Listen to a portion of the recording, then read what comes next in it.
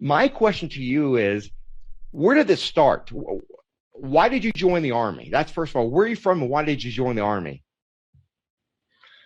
Oh gosh, I was 5 years old, and my mother took me to West Point on a visit. And after I had visited the place, I told her I'm going to go to West Point. So I think that's where it began, and I really didn't never deviated from that path. I mean, one of the reasons I went to Virginia Military Institute for a year was that I had not been appointed the first time around to West Point. And I really didn't know much about VMI. My grandfather, I grew up in my maternal grandfather's home. He summoned me to his room and announced to me that he had found a place for me to spend a year before I ultimately went to West Point.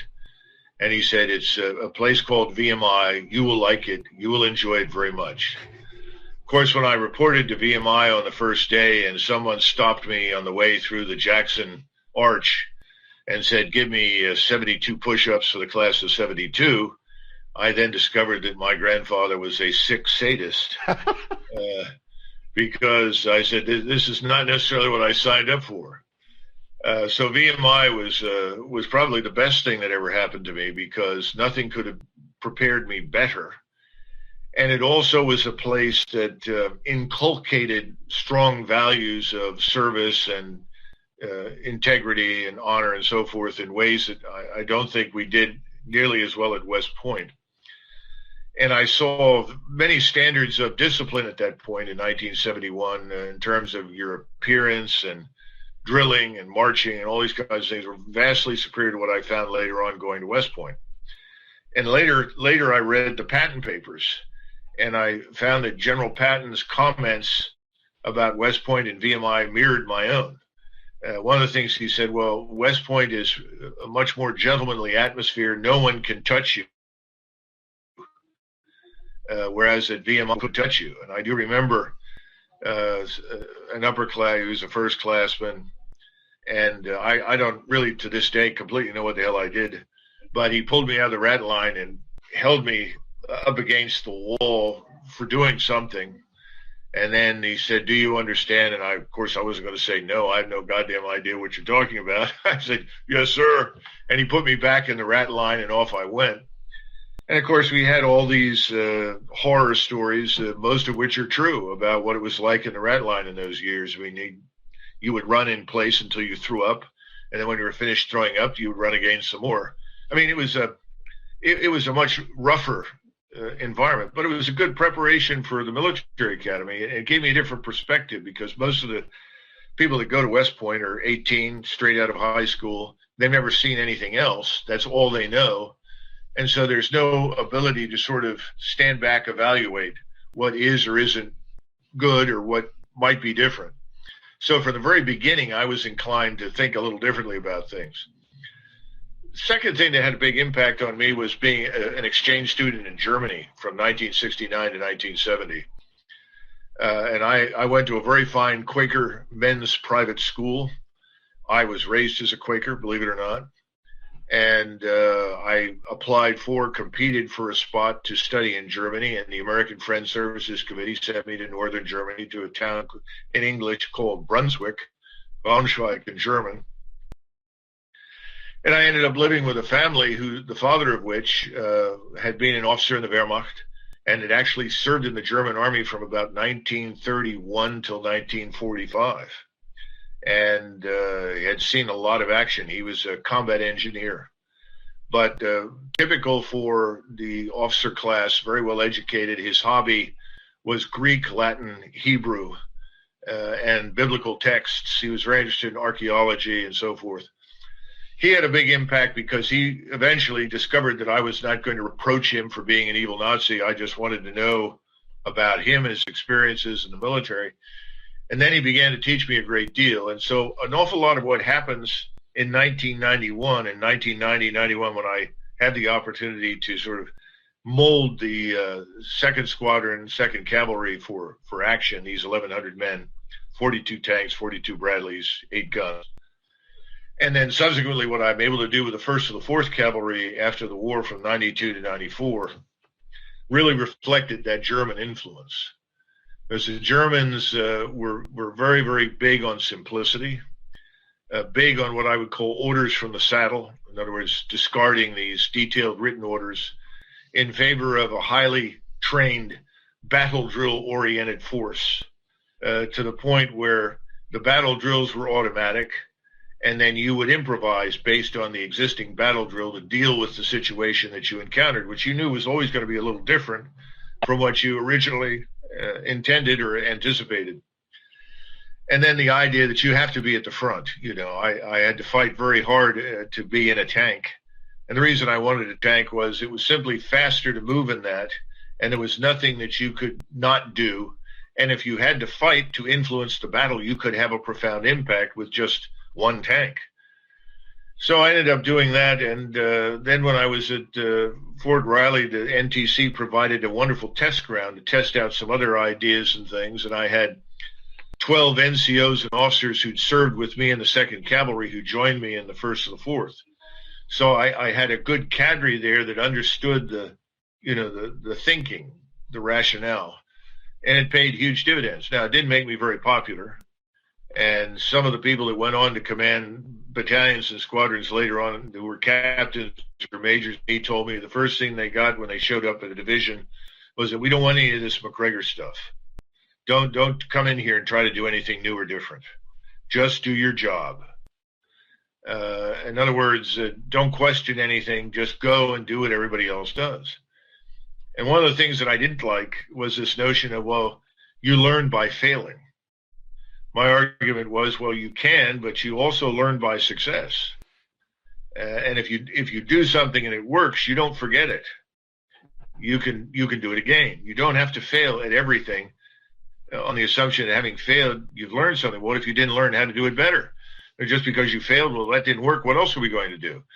And I found that most of what the U.S. Army doctrine was telling people to do made no sense. It was going to get everybody killed in a real fight with a real enemy. Now, we haven't had to deal with that very much, fortunately. And so we've kind of atrophied. And we spend too much time congratulating ourselves on how wonderful we are and how much better we are than everybody else. It's a catastrophe. So my personal nightmare from 91 onward was really that we would end up like the Prussian army at Jena Auerstedt in 1806. The Prussians went out there and they were essentially organized, trained, and equipped exactly as they had been under Frederick the Great during the 7 Years' War, which ended in 1763. So they were this permanent tribute or replica of the army that was successful in 1763 and 1806. Along comes the Grand Army under Napoleon, and we know the rest of the story. They annihilated the Prussians, destroyed them.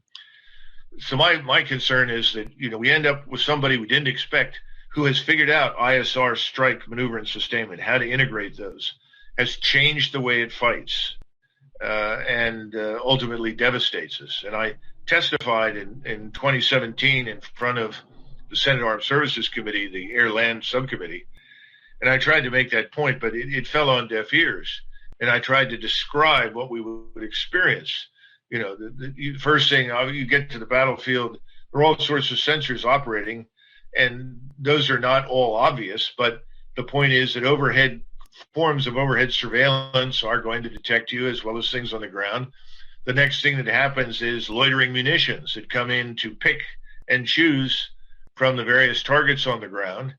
In other words, command and control or logistics, whatever they decide is important. And then very shortly after these things are confirmed, in comes the rocket artillery, and the tactical ballistic missiles are headed over your head to destroy the command and control structure behind you. As this all happens very quickly, and you have to organize for this. You have to be widely dispersed, which puts a premium on leadership at the lowest level. But you also have to have tactical air and missile defense. You have to have the ability to acquire these things, because if you've got tactical air and missile defense and you have radars that allow you to acquire these things, you can defeat the things above you. But at the same time, you've got to move.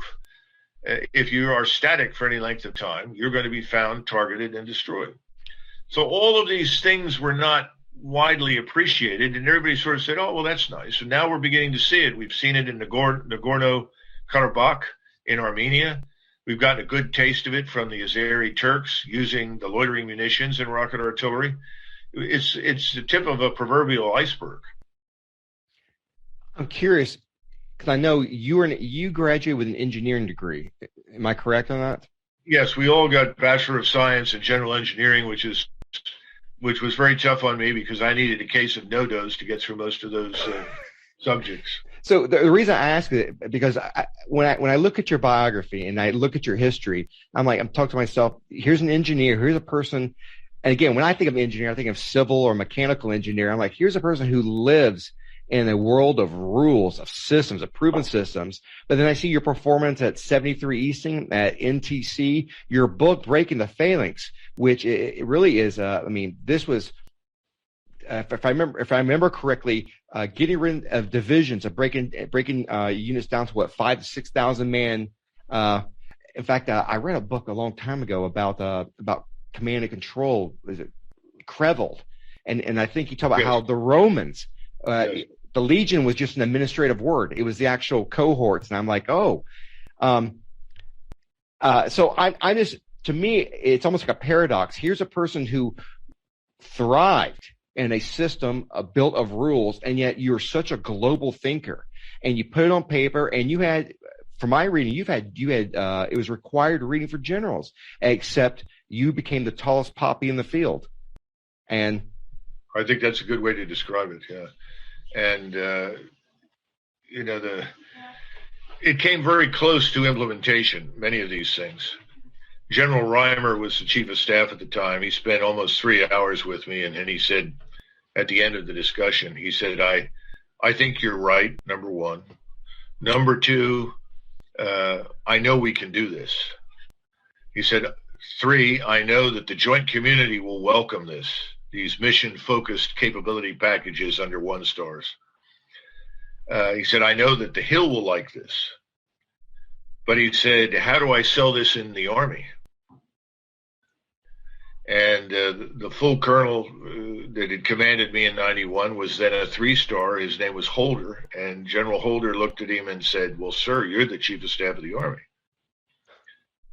Well, they ultimately, this was in February, I guess, or March, and in May or late April, they had a meeting with the Army 4-stars.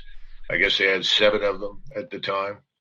And believe it or not, they voted on this sort of blueprint that I had outlined. And there was 1 vote for it, and everyone else was against it. And so Reimer said, well, I can't implement this.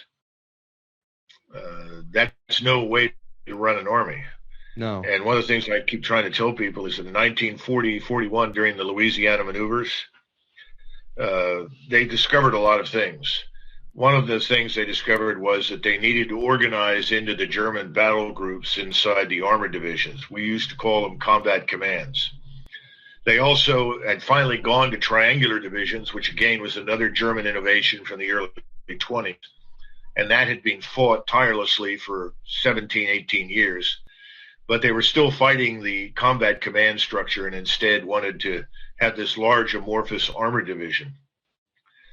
Marshall listened to it. He said, all right, all armored divisions will be converted to combat command divisions. Next question.